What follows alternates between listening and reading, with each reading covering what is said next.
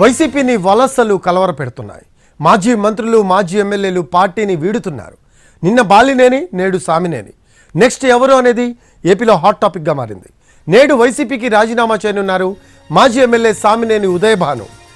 గత నెలలో రాజ్యసభ సభ్యులు, ఎమ్మెల్సీలు టీడీపీ కండువా కప్పుకొని వైసీపీకి జలకిచ్చారు. ఇప్పుడు మాజీ మంత్రులు, మాజీ ఎమ్మెల్యేలు జనసేనలోకి వెళ్తున్నారు. ఇప్పటికే ప్రకాశం జిల్లా కీలక నేత, వైఎస్ఆర్ కుటుంబానికి సన్నిహితుడైన మాజీ మంత్రి బాలినేని శ్రీనివాసరెడ్డి వైసీపీకి రిజైన్ చేశారు. జనసేన అధినేత పవన్ కళ్యాణ్తో భేటీ అయ్యారు. ఒంగోలులో సభ పెట్టి పవన్ సమక్షంలో జనసేన పార్టీలో చేరుతానని బాలినేని ప్రకటించారు.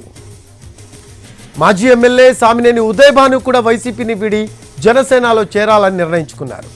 6 సార్లు ఎమ్మెల్యేగా పోటీ చేసి 3 సార్లు గెలిచి 2 సార్లు విప్గా చేసిన జగ్గయ్యపేట మాజీ ఎమ్మెల్యే ఈ నెల 22న పవన్ సమక్షంలో వైసీపీలో చేరుతారని ప్రకటించారు.